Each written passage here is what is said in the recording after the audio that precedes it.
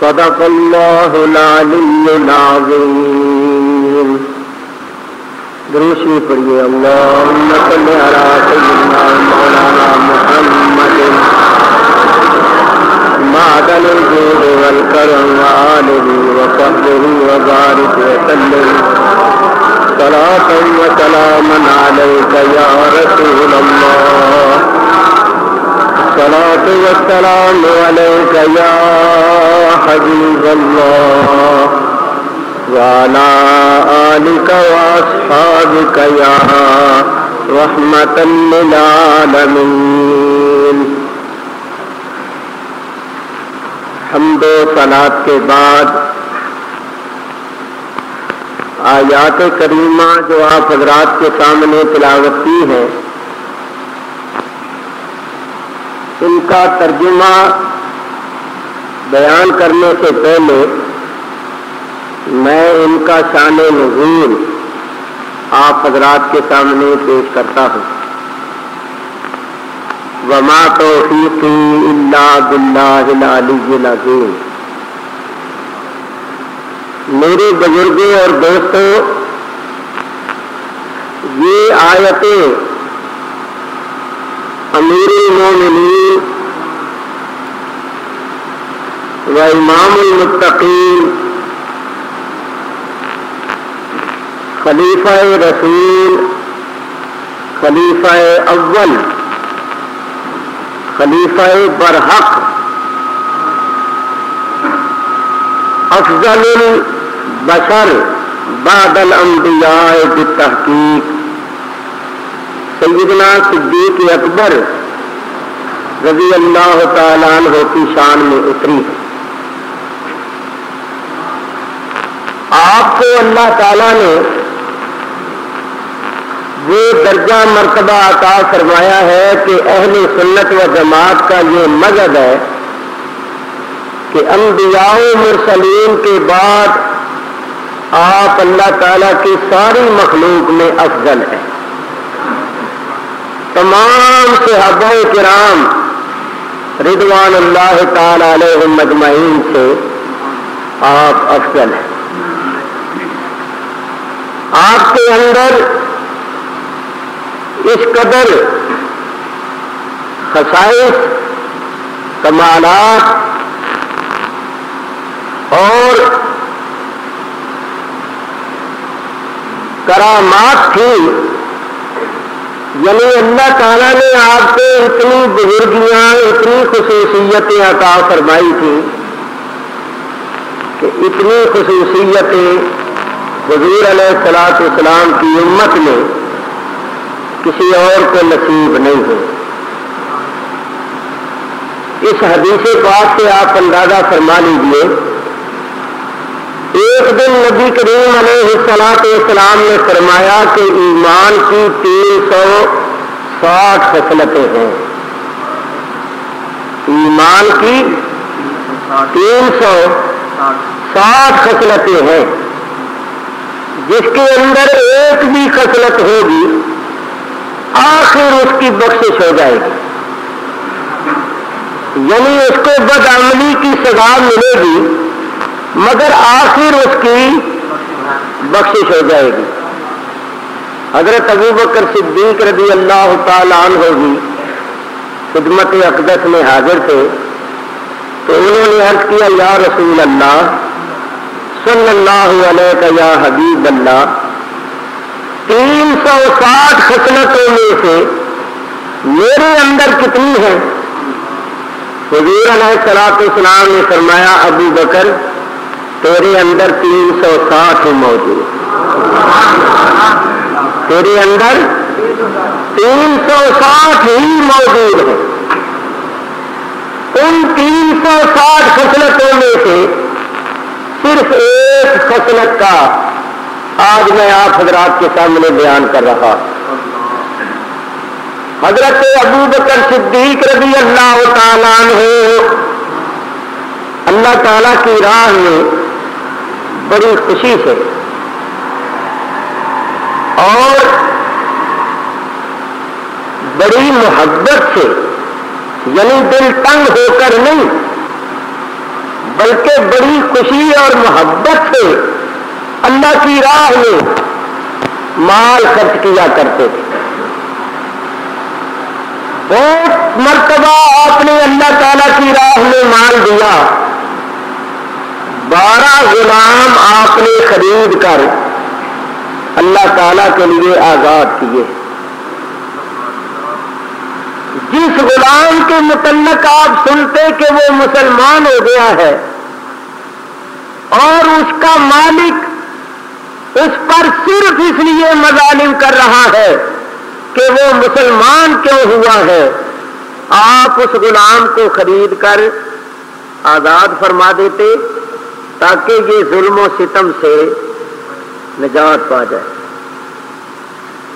ایک دن آپ کے والد ماجد حضرت ابو قحافہ، ابھی وہ مسلمان نہیں ہوئے تھے، انہوں نے کہا بیٹا میں دیکھتا ہوں کہ تم غلاموں کو خرید کر آزاد کرتے ہو، یہ نیکی کا کام ہے، لیکن میں نے دیکھا ہے کہ تم نے جن غلاموں کو خرید کر آزاد کیا ہے وہ بوڑھے ہیں، تو جوانوں کو خرید کر آزاد کرو، کیونکہ اگر تم جوانوں کو خرید کر آزاد کرو گے تو تمہارا ان پر احسان ہوگا اور کسی مصیبت کے وقت، کسی آڑے وقت وہ تمہارے کام آ سکیں گے. تمہارا جو ان پر احسان ہوگا اس احسان کا وہ بدلہ دے سکیں گے. تو یہ بڈھے بڈھے جو تم خرید کر آزاد کرتے ہو یہ مصیبت کے وقت تمہیں کیا کام آ سکتے، تمہاری کیا مدد کر سکتے. تو بیٹا جوان لوگوں کو خرید کر آزاد کرو تاکہ یہ جوان لوگ کسی آڑے وقت میں تمہارے کام آ سکے.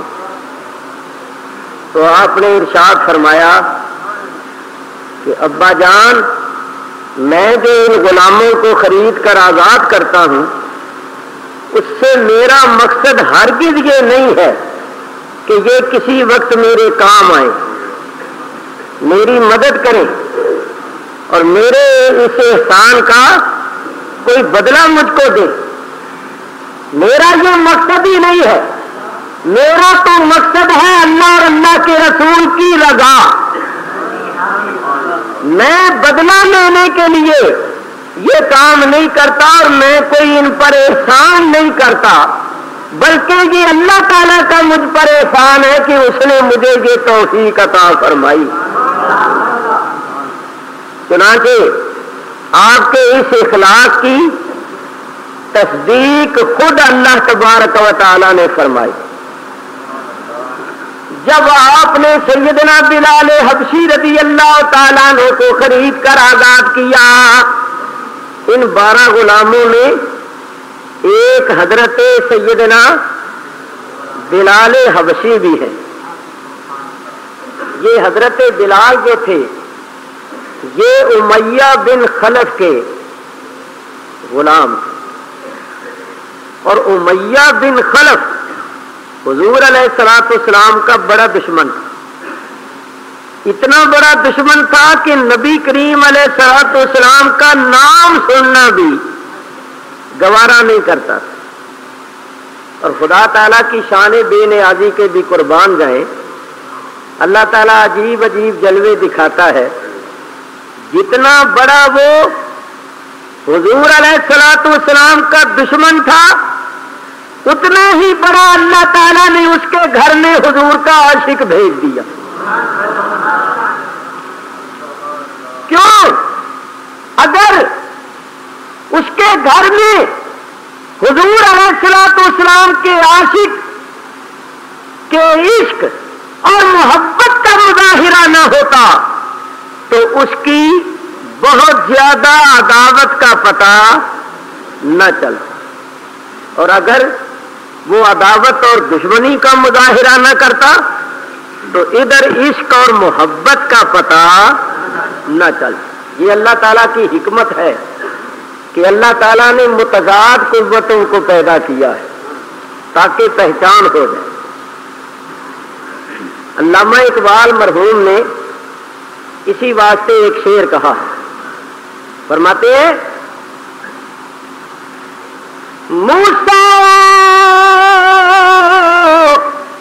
فرعون شبیر و یزید، دو قوت ہر زمان آید پہ دید۔ فرماتے ہیں حق و باطل کی دو قوتیں ہمیشہ رہی ہیں اور ہمیشہ رہیں گی۔ کیوں؟ اگر یہ دو قوتیں نہ ہوں تو پھر تمیز نہ ہو سکے۔ تو ڈاکٹر اقبال فرماتے ہیں کہ جہاں تم ابراہیم علیہ السلام کو دیکھو گے وہاں نمرود بھی ہوگا، اور جہاں موسیٰ علیہ السلام کو دیکھو گے وہاں فرعون بھی ہوگا،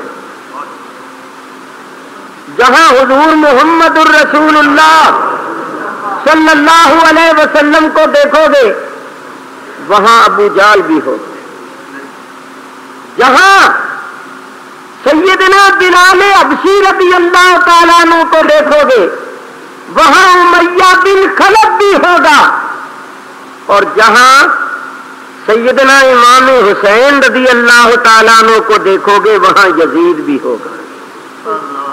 حکمت کیا ہے؟ حکمت یہ ہے کہ اگر نمرود نہ ہوتا تو ابراہیم علیہ السلام پر آگ کے گلزار ہونے کے جلوے کون دیکھتا، اور اگر فرعون نہ ہوتا تو اعجاز موسوی کیسے ظاہر ہوتے؟ موسیٰ علیہ السلام کی لاٹھی میں جو کمالات تھے اور ان کے ہاتھ میں جو کمال تھا وہ کیسے ظاہر ہوتا؟ اور اگر ابو جہل نہ ہوتا تو انگلی کے اشارے سے چاند کے دو ٹکڑے کون کرتا؟ اگر امیہ بن خلف کا ظلم نہ ہوتا تو بلال کے صبر کا پتہ کیسے چلتا؟ اور اگر یزید کی جفائیں نہ ہوتی تو حسین کی وفاؤں کا پتہ کیسے چلتا؟ اور آج اگر یہ بے ادب نہ ہو تو ان ادب والوں کا پتہ کیسے؟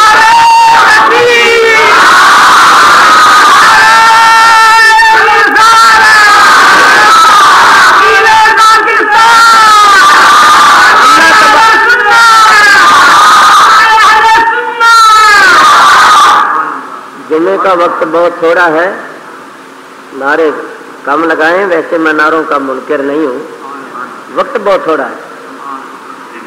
اللہ تعالیٰ نے متضاد قوتیں پیدا کی ہیں تاکہ تمیز ہو سکے۔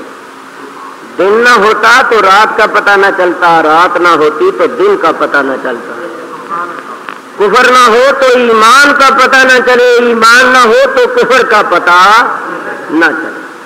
تو عرض یہ کر رہا تھا جتنا بڑا حضور کا دشمن تھا اتنا ہی بڑا حضور کا عاشق اللہ نے اس کے گھر بھیج دیا۔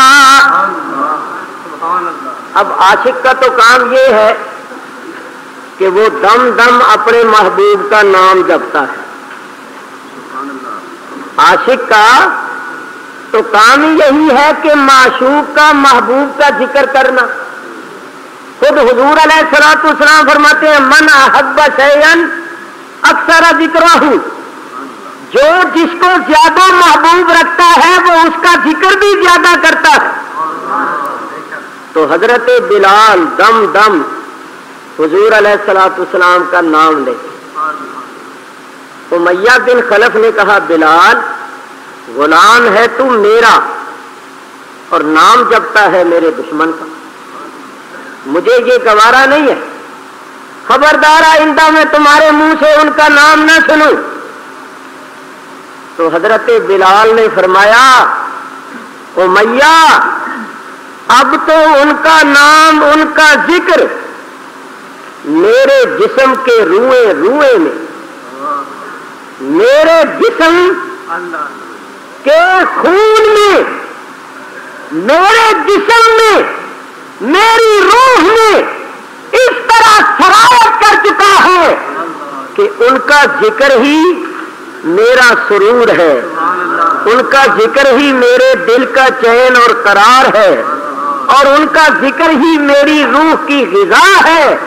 اب ان کی یاد کو چھوڑ دینا، ان کے ذکر کو چھوڑ دینا یہ میرے بس کی بات نہیں۔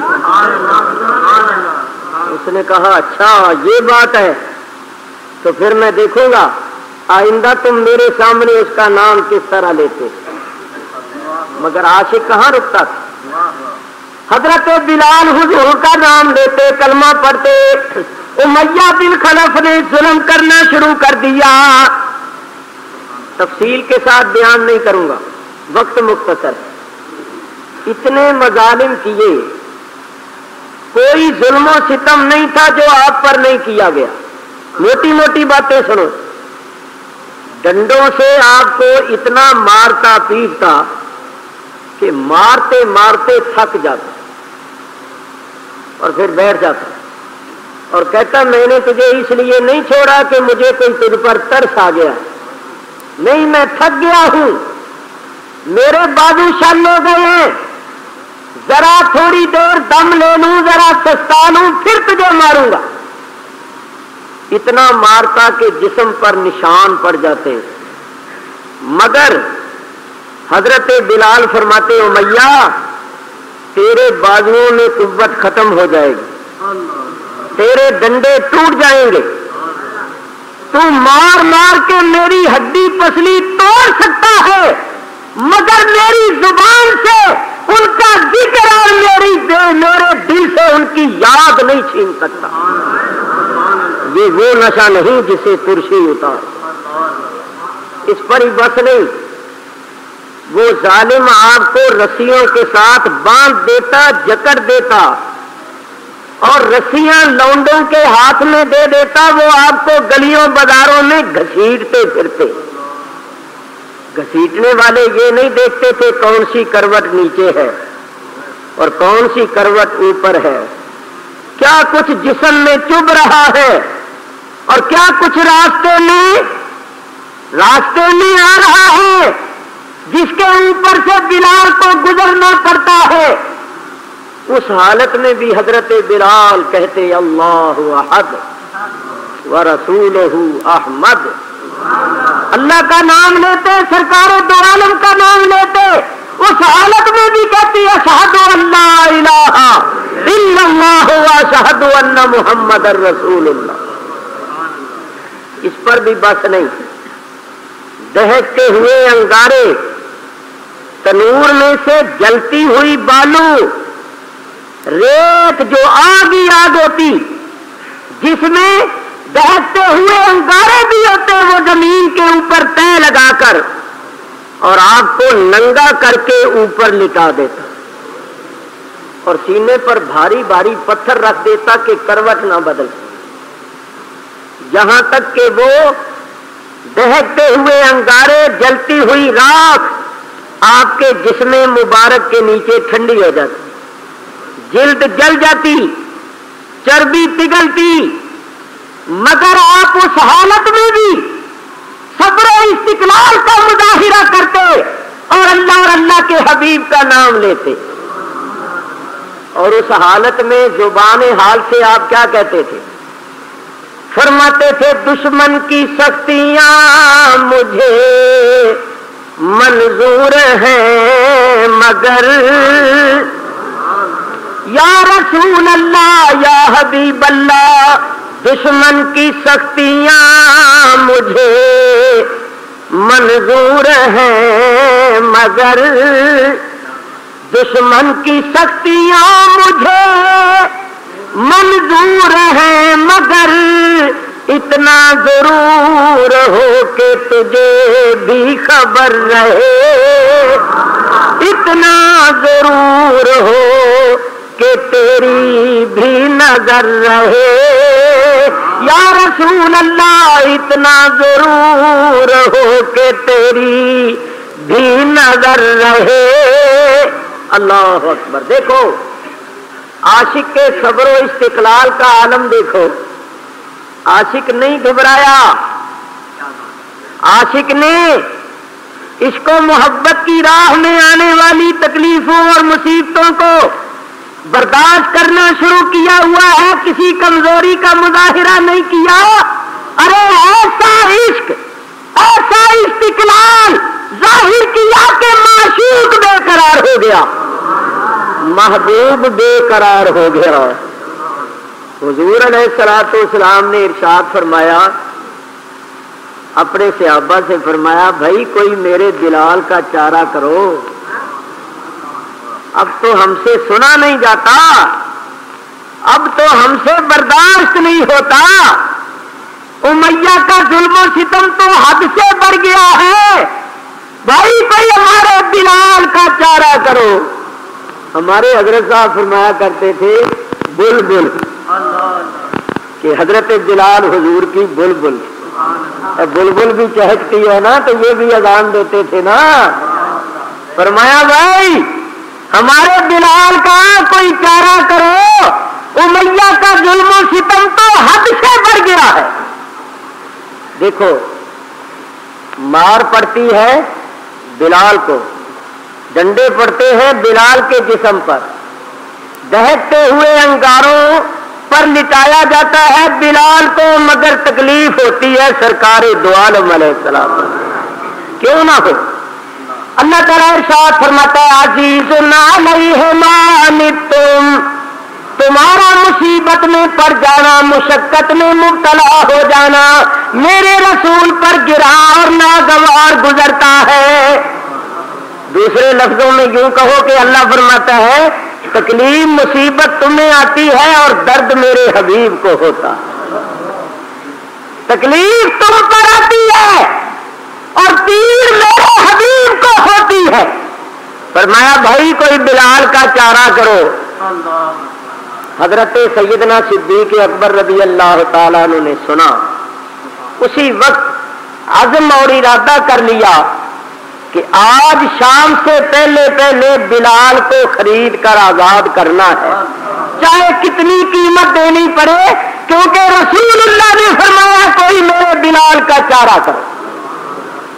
سیدنا صدیق اکبر چل پڑے، پیسے پاس، اور وہ بڑا خوش نصیب ہے جس کے پاس پیسے ہو اور اس کو محبوب بکتا ہوا مل جائے، اور جس نو یار وکیلا لبے تے قیمت ہو وس پلے،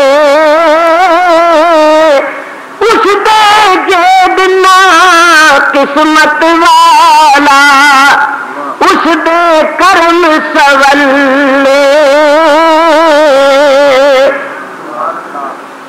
صدیق اکبر تیرے مقدر کے قربان جائیں، پیسے پاس ہیں اور نبی کا عاشق بکتا ہوا مل رہا ہے، چل پڑے۔ جب چلے تو کیا دیکھا کہ اس وقت بھی امیہ آپ کو ڈنڈوں سے مار پیٹ رہا تھا۔ گئے اور جا کر ہاتھ پکڑا، امیہ کا ہاتھ پکڑ کے کہا انسانیت بھی کوئی چیز ہے، اس نے تمہارا کیا بگاڑا ہے؟ آخر یہ بھی انسان ہے، یہ بتا اس کا جرم کیا ہے؟ بدنصیب تیرے نزدیک اگر اس کا کوئی جرم ہے تو یہی ہے نا کہ یہ کلمہ پڑھتا ہے لا الہ الا اللہ محمد الرسول اللہ۔ تو اگر اللہ تعالیٰ نے تجھے ایمان کی دولت عطا نہیں فرمائی اور اس کو عطا فرما دی ہے تو تو نے اس پر عرصہ حیات تنگ کر دیا ہے، مظالم کی انتہا کر دی ہے، یہ کوئی انسانیت ہے؟ امیہ نے کہا ابو بکر غلام ہے میرا اور نام جپتا ہے میرے دشمن کا، مجھے یہ گوارا نہیں ہے۔ تو حضرت ابو بکر نے کہا کہ تو نے سارے جتن کر لیے، سارے زور لگا لیے، جب یہ تیری بات نہیں مانتا اور ان کا ذکر نہیں چھوڑتا، ان کا ذکر نہیں چھوڑتا تو ہی اس کو چھوڑ دے، بھیج دے ان کو، کوئی اور غلام لے لے۔ کیا ہر وقت اس کے پیچھے ہی ڈنڈا لے کر رہے گا اور کوئی دین دنیا کا کام نہیں کرے گا؟ اس نے کہا میں اس کو بیچ تو دوں مگر اس کو خریدے گا کون؟ تو حضرت ابو بکر صدیق نے فرمایا میں خریدا، چلو میں خرید لیتا۔ کہنے لگا چلو پھر خرید لو، میں بھی تنگ آ گیا ہوں، روز روز کی مصیبت ہے، ڈنڈا لے کر مجھے اس کے ارد گرد ہی رہنا پڑتا ہے، چلو مجھے بھی اس مصیبت سے نجات مل جائے گی، لے لو پھر۔ لو میرے بزرگوں اور دوستوں، نبی کے عاشق کا سودا ہونے لگا، نبی کے عاشق کا سودا ہونے لگا، مگر مزہ نہیں آئے گا، اس لیے کہ خریدار تو قدردان ہے مگر بیچنے والا بے قدرہ ہے۔ اور آپ جانتے ہیں چیز کی قیمت پوری اس وقت پڑتی ہے جبکہ خریدنے والا بھی قدردان ہو، بیچنے والا بھی قدردان ہو۔ بیچنے والا جانتا ہو میں کیا بیچ رہا ہوں، خریدنے والا جانتا ہو میں کیا خرید رہا ہوں۔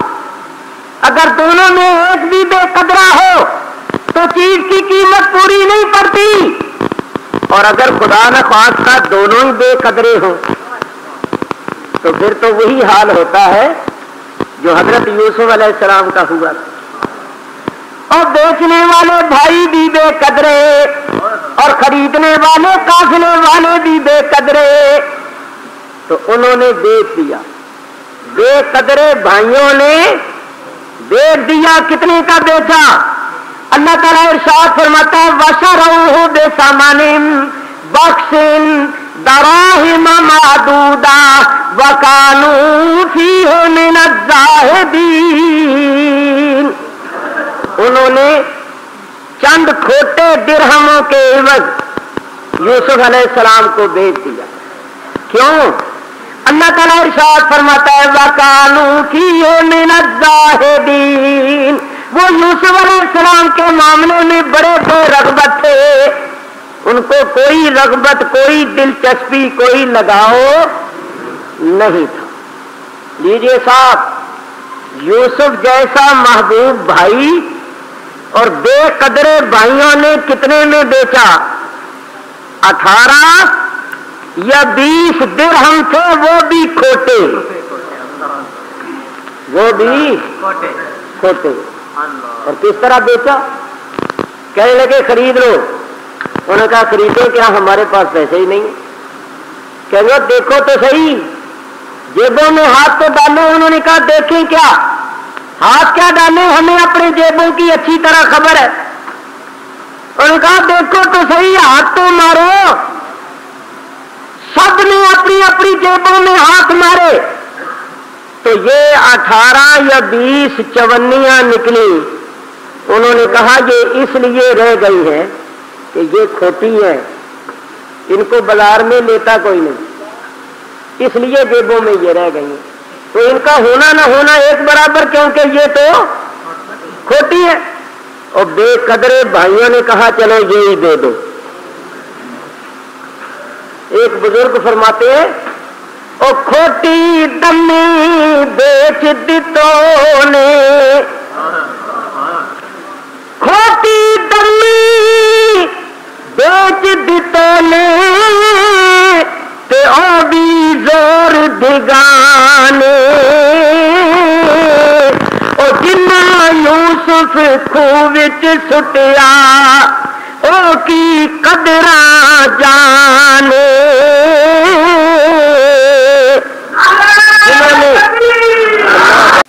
ہو سکتی تھی، لیکن بات سنو غور کے ساتھ، فرماتے ہیں مزہ ہندا جے زلیخا گھن دی،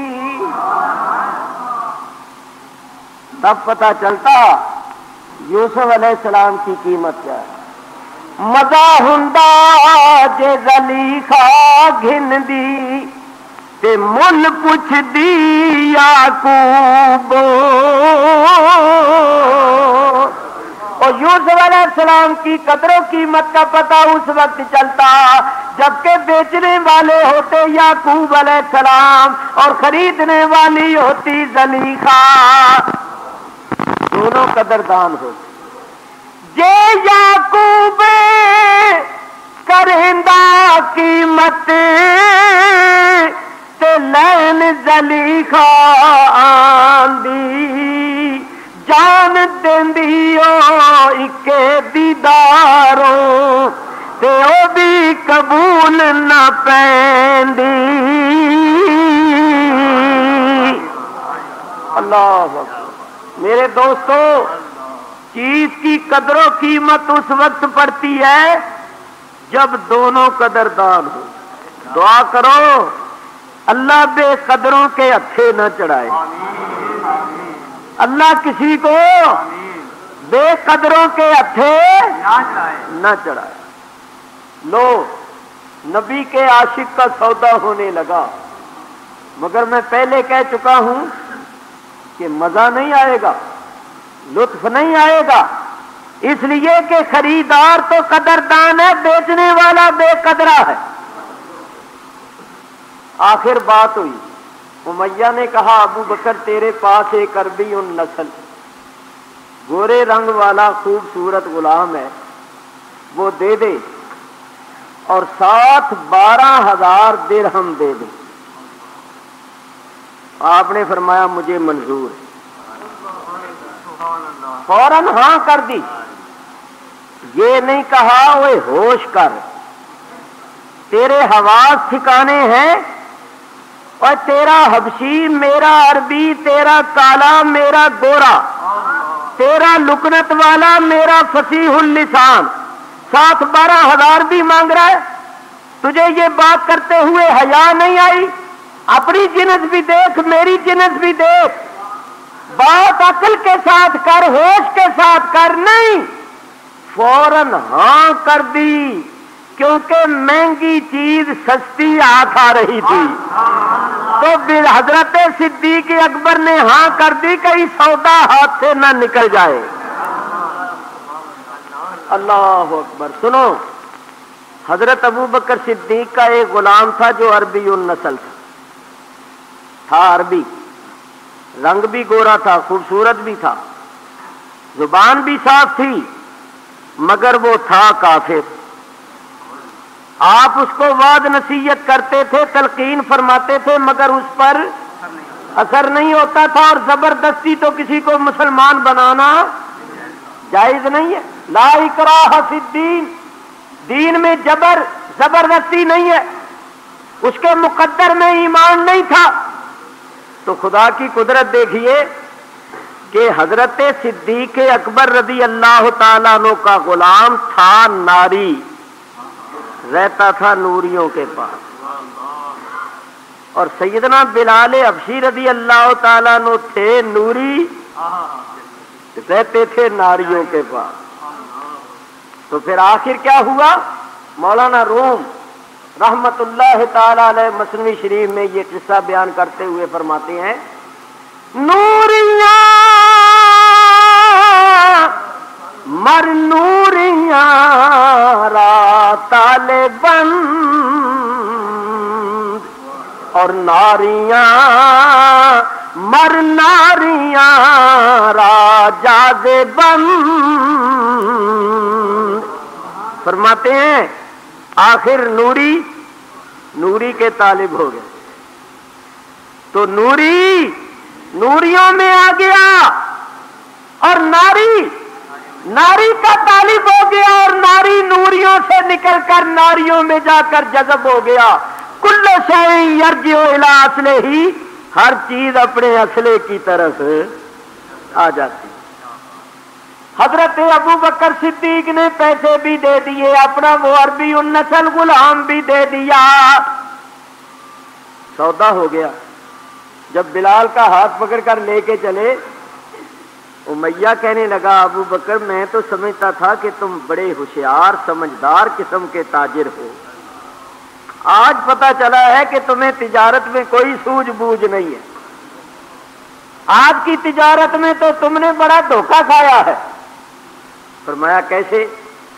اس نے کہا دیکھتے نہیں ہو، اے حبشی لے کے جا رہے ہو، عربی دے کے جا رہے ہو، کالا لے کے جا رہے ہو، گورا دے کے جا رہے ہو، لکنت والا لے کے جا رہے ہو، صاف زبان والا دے کے جا رہے ہو، 7,000 درہم بھی دے کے جا رہے ہو.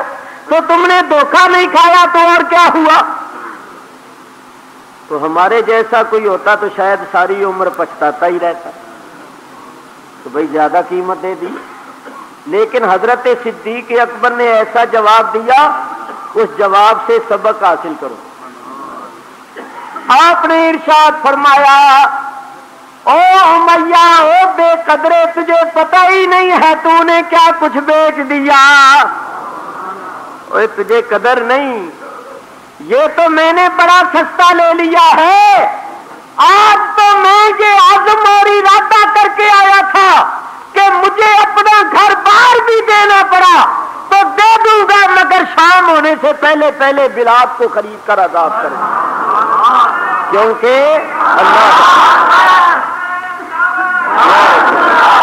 کیونکہ میرے رسول نے فرمایا تھا کوئی بلال کا چارہ کرو، کہ میرے پیش نظر تو رسول کا فرمان تھا، بلال کا چارہ کرنا تھا، پیسے نہیں تھے.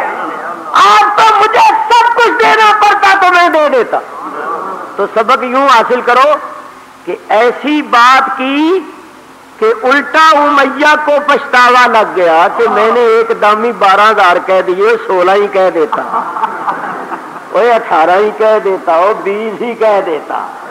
تو مومن ایسا کام کرتا ہے کہ اپنے اجر و ثواب کو ضائع نہیں کرتا، اور ایسی بات کرتا ہے کہ کافر کو الٹا پچھتاوا لگ جاتا ہے. اور ہمارا کیا حال ہے؟ ہم اگر کسی دینی مدرسے کا معاملہ ہو، کوئی رفاع عامہ کا مسئلہ ہو، تو کوئی خادم دین اعلان کرے کہ بھائی یہ دینی مدرسہ چل رہا ہے، اس کی مدد کرو، اور اس مدرسے کی مدد دین کی مدد ہے، اپنے مسلک کی مدد ہے، کیونکہ یہ غریب طلباء جو اپنے ماں باپ کو گھر بار کو چھوڑ کر مسافری کے عالم میں دین کا علم حاصل کرتے ہیں، چٹائیوں پر لیٹتے ہیں روکھی مسی کھا کر، پھر بھی یہ تعلیم حاصل کرنے میں لگے ہوئے ہیں کہ ایک دن آئے حضور علیہ الصلوۃ والسلام کے دین کے عالم بن جائیں اور پھر عالم بن کر ساری عمر دین کی خدمت کریں. تو ایسا اعلان ہوتا ہے نا تو بعض لوگ جذبے میں آ کر 100 روپے کا نوٹ نکال کے دے دیتے، اور بعد میں جب دیکھتے ہیں نا کہ دوسرے 5-5 اور 10-10 کا نوٹ دے رہے ہیں تو ان کو پچھتاوا لگ جاتا ہو میں نے ایک دامی 100 نکال دیا، دوسرے تو سارے 5-5 دے رہے، 10-10 دے رہے، اور میں نے ایک دامی 100 نکال دیا، اور میں بھی 10 ہی دے دیتا، تھوڑی دیر ٹھہر جاتا، دیکھتا لوگ کیا دے رہے ہیں، ان کو دیکھ کر دیتا. یعنی اب 100 روپیہ جو دیا ہے جذبے میں آ کر پچھتاوا کر کے اور احساس کر کے اس کا اجر و ثواب بھی ضائع کر رہا ہے. آؤ میں تمہیں بتاؤں کیسے سوچنا چاہیے، ہماری سوچ کا انداز کیسا ہونا چاہیے. جو 100 روپیہ دے دے یا 500 دے دے یا 1000 دے دے تو وہ یہ سمجھے کہ الحمدللہ اللہ تعالیٰ کا شکر ہے ابھی تک میرا ہاتھ سب سے اونچا ہے، جتنا میں نے دیا ہے ابھی اتنا کسی اور نے نہیں دیا. دینے والوں میں اللہ کا فضل ہے کہ میرا ہاتھ سب سے اونچا ہے. شکر کرے اللہ کا کہ اللہ نے مجھے اس لائق بنایا کہ میرا ہاتھ دوسروں کے مقابلے میں اونچا ہے. اللہ مجھے اور زیادہ توفیق دے تو میں اور زیادہ دوں. تو یاد رکھو جو اللہ کی راہ میں دیتے ہیں اور دینے کے بعد احسان جتاتے ہیں یا ایسی بات کرتے ہیں جس سے اذیت پہنچے یا دل میں محسوس کرتے ہیں کہ میں نے ایسا کیوں کر دیا، ان کا اجر و ثواب ضائع ہو جاتا ہے. اللہ تعالیٰ ارشاد فرماتا ہے لا تبطلوا صدقاتکم بالمن والعذاب، اپنے صدقات کو احسان جتا کے اور تکلیف پہنچا کے تانا دے کے باطل نہ کرو. اگر کسی کو صدقہ دو تو احسان نہ جتاؤ. کوئی ایسا موقع ہے تو اس کو تانا نہ دو، ارے تو میرے سامنے بولتا ہے آج تک تو مجھ سے لے لے کے کھا رہا ہے، تو اس قسم کی بات کر کے اس کو تانا دے کے اذیت پہنچا کے احسان جتا کے اللہ فرماتا ہے اپنے اس صدقے کو باطل نہ کرو. جو ایسا کرتا ہے اس کا صدقہ باطل ہو جاتا ہے. تو یاد رکھو اللہ تعالیٰ کی راہ میں دیا کرو تو خالص اللہ کی رضا کے لیے دیا کرو. آگے اللہ فرماتا ہے کالذی ينفق مالہ رئاء الناس، جیسے کہ وہ شخص اپنے مال کو باطل کر لیتا ہے جو مال تو دیتا ہے مگر اس کا مقصود لوگوں کو دکھاوا ہوتا ہے، اللہ کے لیے نہیں، لوگوں کو دکھانے کے لیے، نمود کے لیے، نمائش کے لیے دیتا ہے، تو جو دکھاوے کے طور پر دیتا ہے وہ بھی اپنے صدقے کو ضائع کر دیتا ہے، باطل کر دیتا ہے۔ خیر، عرض یہ کر رہا تھا کہ حضرت ابو بکر صدیق نے حضرت بلال کو خرید لیا، جا رہے ہیں، راستے میں حضرت ابو بکر صدیق نے فرمایا بلال ایک بات تو بتاؤ، جب میں آیا تھا تو امیہ تمہیں مار پیٹ رہا تھا اور تم ہنس رہے تھے، تو وہ ہنسنے کا کون سا مقام تھا؟ جس کو مار پڑتی ہے وہ تو روتا ہے اور تم ہنس رہے تھے۔ تو حضرت بلال نے جواب دیا کہ اے نبی کریم علیہ الصلوۃ والسلام کے پیارے اور مقرب صحابی، آپ تو بڑے علم والے ہیں، بڑے عرفان والے ہیں، آپ جانتے ہیں کہ اگر کوئی شخص بازار میں جائے اور ایک مٹی کا پیالہ بھی خریدے یا چھوٹا سا مٹکا بھی خریدے تو خریدنے سے پہلے اس کو بجا بجا کے دیکھتا ہے کہ کہیں کچا تو نہیں، ٹوٹا ہوا تو نہیں، اور جو کچے ہوتے ہیں ٹوٹے ہوئے ہوتے ہیں ان کا کوئی خریدار نہیں ہوتا۔ چنانچہ شاعر نے ترجمانی کی کہ پہلے تو ٹھن کے بجائے گا اسے وہ دل یقین کہ یہ کچا اور ٹوٹا تو نہیں۔ تو اسی طرح اے صدیق اکبر، مجھے بھی عشق کے بازار میں ایک پیالہ سمجھو، اس پیالے کو محبوب نے اپنے لبوں سے لگانا تھا، اس مٹی کے پتلے کو محبوب نے خریدنا تھا، تو اس نے بھی خریدنے سے پہلے بجا بجا کے دیکھا کہ کہیں کچا تو نہیں۔ اس نے ہر طرح آزمایا، ڈنڈے مار مار کے دیکھا، گلیوں بازاروں میں گھسیٹ کے دیکھا، دہتے ہوئے انگاروں پر لٹا کے دیکھا۔ جب اس نے دیکھا کہ پکا ہے اور میں پکا ثابت ہوا تو وہ میرا خریدار بن گیا۔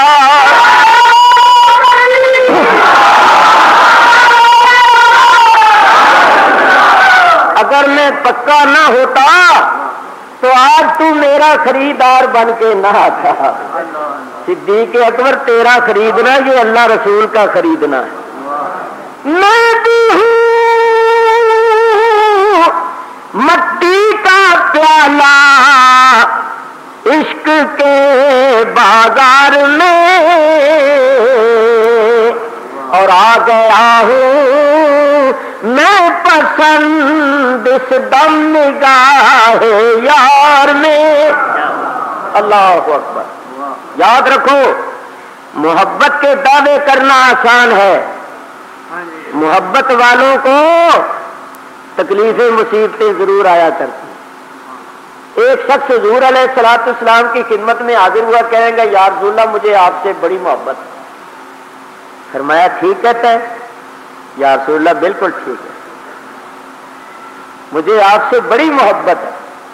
فرمایا اگر واقعی مجھ سے محبت ہے تو پھر تکلیفیں اور مصیبتیں سہنے کے واسطے تیار ہو جائے، کیونکہ جس کو مجھ سے محبت ہوتی ہے اس کو بڑی تکلیفیں اور مصیبتیں سہنا پڑتی ہیں۔ میاں یاد رکھو، عاشقوں کا امتحان ہوتا ہے، جتنا زیادہ کوئی درجے مرتبے والا ہوتا ہے اتنا ہی اس کا امتحان زیادہ سخت ہوتا ہے۔ بڑی موٹی سی بات ہے، دوسری جماعت والے کا امتحان اس کی لیاقت کے مطابق اور بی اے والے کا اس کی صلاحیت اور لیاقت کے مطابق، تو جتنا کوئی بڑا ہوتا ہے اتنا اس کا امتحان بھی بڑا ہوتا ہے۔ تو ان اللہ والوں کا امتحان اس لیے سخت ہوتا ہے کہ ان کے درجے مرتبے بڑے ہوتے ہیں اور اللہ تعالیٰ ان کا امتحان سخت کرتا ہے۔ جتنا بڑا یہ امتحان پاس کرتے ہیں پھر اتنی ہی بڑی ان کو ڈگری ملتی ہے۔ اتنی ہی ان کی قدر و عظمت زیادہ ہو جاتی ہے اور آنے والی نسلوں کے واسطے ان کا کردار ایک نمونہ اور مثال بن جاتا ہے۔ باہر صورت میرے بزرگوں اور دوستوں، سیدنا صدیق اکبر بلال کو لے کر حضور علیہ الصلوۃ والسلام کی بارگاہ میں پہنچے۔ بڑی دل میں خوشی تھی، چہرے پر خوشی کے آثار تھے کہ آج میں کامیاب ہو گیا ہوں، وہ کام کرنے میں کامیاب ہو گیا جس کام میں میرے آقا کی، میرے حبیب کی خوشی تھی۔ جا کر عرض کیا یا رسول اللہ، یہ آپ کا عاشق صادق بلال حاضر ہے، حضور آج کے بعد کوئی امیہ اس پر ظلم و ستم نہیں کرے گا، حضور میں نے اس کو خرید لیا، اب یہ امیہ کا غلام نہیں ہے، میں نے اس کو امیہ سے خرید لیا ہے۔ سنو سنو، حضور علیہ الصلوۃ والسلام نے فرمایا صدیق اکبر جتنے کا خریدا ہے نا، آدھی قیمت مجھ سے لے لو تاکہ بلال کے خریداروں میں میرا نام بھی ہو جائے۔ اسی لیے تو میں نے کہا بلال کی قدر پوچھنی ہے تو مصطفیٰ سے پوچھ، بلال کی قدر پوچھنی ہو تو اللہ تعالیٰ سے پوچھو، بلال کی قدر پوچھنی ہو تو اللہ کے حبیب سے پوچھو، بلال کی قدر پوچھنی ہو تو صدیق اکبر سے پوچھو۔ اللہ اکبر۔ حضور فرماتے ہیں آدھی قیمت مجھ سے لے لو تاکہ بلال کے خریداروں میں میرا حصہ بھی ہو جائے، میرا نام بھی ہو جائے۔ اور صدیق اکبر نے کیا کہا؟ صدیق اکبر تیرے درجے مرتبے پر قربان ہو جائے۔ صدیق اکبر نے کہا یا رسول اللہ، خدا کی قسم، میری جان، میرا مال، ان نفسی و مالی لک یا رسول اللہ، حضور میری جان بھی اور میرا مال سب آپ کے لیے ہے، آپ کا ہی ہے، آپ ہی حقیقت میں مالک ہیں، تو میں آپ سے پیسے لوں؟ تو آپ نے جو کچھ فرمایا مولانا روم رحمت اللہ علیہ اس کی ترجمانی کرتے ہیں۔ صدیق اکبر نے فرمایا گفت دو بندگان کوئے تو اور کردہ مشی آزاد ہم بروئے تو۔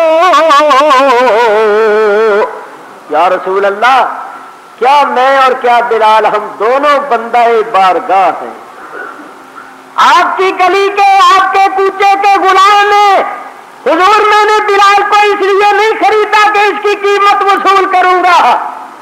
یہ بظاہر جو کالے رنگ والا ہے، اس کالے کالے حبشی، اس کالے کالے عاشق صادق کو میں آپ کی کالی کالی زلفوں پر تصدق کرتا ہوں اور اس کو آزاد کرتا ہوں۔ اس کا ظاہر کالا ہے اور وہ آپ کی زلفوں پر تصدق ہے، اور اس کا باطن نور ہی نور ہے، وہ آپ کے چہرے پر تصدق ہے۔ اللہ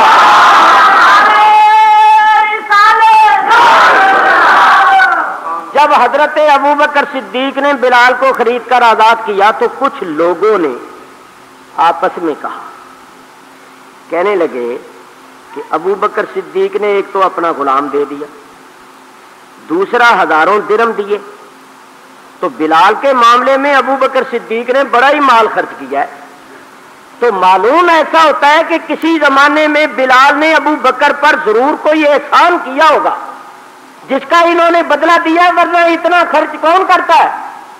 تو جب لوگوں نے آپس میں اس طرح باتیں کی، خیالات کیے، تو اللہ تعالیٰ نے آیتیں اتاری۔ اللہ تعالیٰ ارشاد فرماتا ہے وَسَيُجَنَّبُهَا الْأَتْقَى، یہ جو اتقا ہے نا، اتقا صدیق اکبر، ان کو دوزخ سے بہت دور رکھا جائے گا۔ الذی یؤتی مالہ یتزکا، یہ اپنا مال اللہ کی راہ میں اس لیے دیتا ہے کہ ظاہر و باطن کے تزکیے کا اعلیٰ مرتبہ اور مقام حاصل کرے۔ وما لأحد عنده من نعمت تجزا۔ لوگوں تم جو آپس میں خیال کرتے ہو نا کہ بلال کا ابو بکر پر کوئی احسان ہوگا جس کا انہوں نے بدلہ دیا ہے، تو سن لو ابو بکر پر کسی کا احسان نہیں ہے۔ جس کا ابو بکر نے بدلہ دیا ہے تو ابو بکر جو اپنا مال دیتا ہے تو کیوں دیتا ہے؟ اللہ فرماتا ہے اِلَّا ابْتِغَاءَ وَجْهِ رَبِّهِ الْأَعْلَىٰ۔ ابو بکر صدیق کا مقصد صرف اور صرف اپنے رب اعلیٰ کی رضا حاصل کرنا، وہ اپنے رب کریم کی رضا مندی اور خوشنودی حاصل کرنے کے واسطے مال دیتے ہیں، کسی احسان کا بدلہ نہیں دے۔ تو انہوں نے جو مال دیا ہے وہ محض اپنے رب اعلیٰ کی رضا اور خوشنودی کے لیے دیا ہے۔ میں بتانا یہ چاہتا ہوں کہ صدیق اکبر کے اخلاص کی اللہ تعالیٰ بھی تصدیق فرما رہا کہ صدیق اکبر مال دیتا ہے تو ان کا مقصد صرف اللہ کی رضا ہے۔ جب یہ اللہ کی رضا چاہتے ہیں وَلَسَوْفَ يَرْضَىٰ، تو ان قریب وہ اللہ راضی ہوگا۔ ایک ترجمہ تو یہ ہے اور دوسرا ترجمہ اور ہے۔ دوسرا ترجمہ یہ ہے کہ انہوں نے اللہ تعالیٰ کی راہ میں اتنا مال دیا، اتنی خدمت کی کہ اللہ کو راضی کر لیا، وَلَسَوْفَ يَرْضَىٰ، تو اب ان قریب اللہ ان کو راضی کرے گا۔ انہوں نے اللہ کو راضی کیا ہے تو اللہ ان کو راضی کرے۔ اچھا، اس واقعے کے سلسلے میں جو آیتیں اتری ہیں جو میں نے آپ کے سامنے ابھی تلاوت کی ہیں، ان آیتوں میں ایک بڑا گہرا مسئلہ ہے جس کا تعلق ہمارے عقیدے کے ساتھ۔ تو ذرا توجہ سے سنو۔ اللہ تعالیٰ فرماتا ہے وَسَيُجَنَّبُهَا الْأَتْقَى الَّذِي يُؤْتِي مَالَهُ يَتَزَكَّىٰ۔ تمام مفسرین کا اس بات پر اتفاق ہے کہ یہ آیتیں حضرت ابو بکر صدیق کی شان میں نازل ہوئی جب انہوں نے بلال حبشی کو خرید کر آزاد کیا۔ تو بات یہ کرنی ہے کہ اللہ تعالیٰ نے صدیق اکبر کو کیا فرمایا؟ وَسَيُجَنَّبُهَا الْأَتْقَى، سارے بولو اتقى، کوئی خاموش نہ رہے۔ اللہ تعالیٰ نے صدیق اکبر کو کیا فرمایا؟ اتقى۔ اللہ نے فرمایا صدیق اکبر کو اتقى، تو اللہ کے فرمان سے قرآن سے ثابت ہوا کہ صدیق اکبر اتقى ہے۔ اب دوسری آیت سنو۔ اللہ تعالیٰ نبی کریم علیہ الصلوۃ والسلام کے صحابہ کو مخاطب کر کے فرماتا ہے، کیونکہ جب یہ آیت اتری تھی تو مخاطب اول صحابہ کرام سے اللہ فرماتا ہے اِنَّا أَكْرَمَكُمْ، بے شک زیادہ مکرم و معظم تم میں، عند اللہ، اللہ کے نزدیک کون ہے؟ اتقاکم، جو تم میں اتقا ہے۔ اللہ فرماتا ہے میرے نبی کے صحابیوں، تم میں زیادہ مکرم و معظم وہ ہے جو تم میں اتقا ہے۔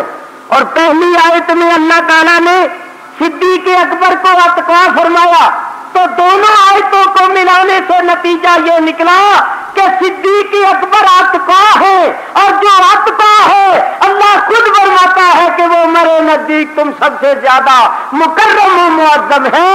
تو قرآن سے ثابت ہو گیا کہ صدیق اکبر تمام صحابہ کرام میں زیادہ مکرم و معظم تھے اللہ کے نزدیک۔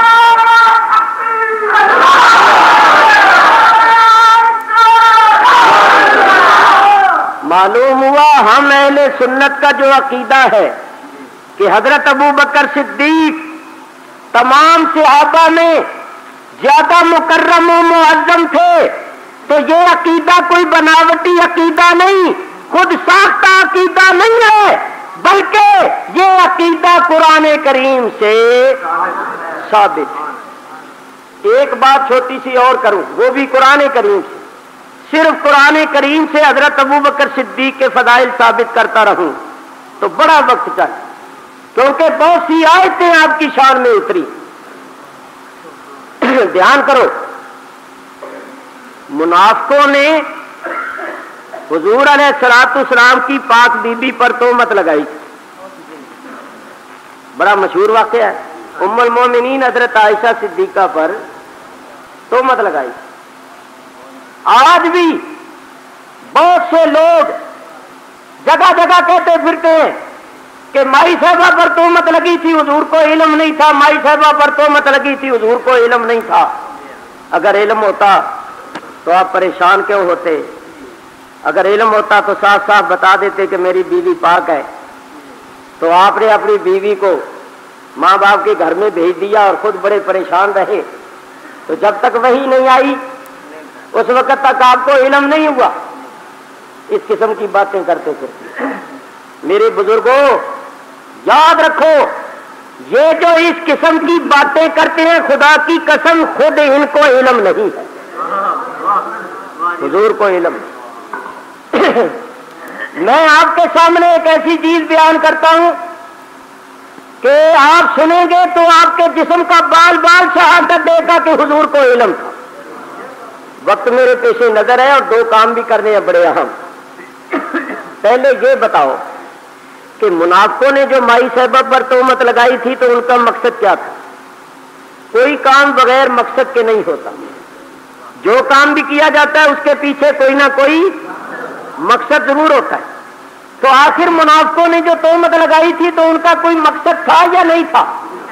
کیا ان کو حضرت عائشہ صدیقہ سے کوئی دشمنی تھی؟ نہیں۔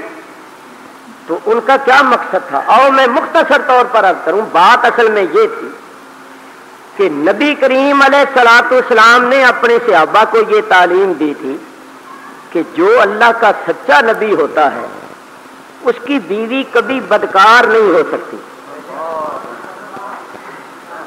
اس کی بیوی کافر ہو سکتی ہے مگر بدکار فاحشہ نہیں ہو سکتی۔ یہاں یہ بات عرض کر دوں کہ ہمارے نبی پاک کی بیویوں میں کوئی کافر بھی نہیں ہو سکتی، کیونکہ آیت اتر گئی الخبیثات للخبیثین، اور اللہ تعالیٰ ارشاد فرماتا ہے کہ پاک مرد پاک عورتوں کے لیے اور پاک عورتیں پاک مردوں کے واسطے۔ تو نبی کی بیوی کبھی فاحشہ نہیں ہو سکتی۔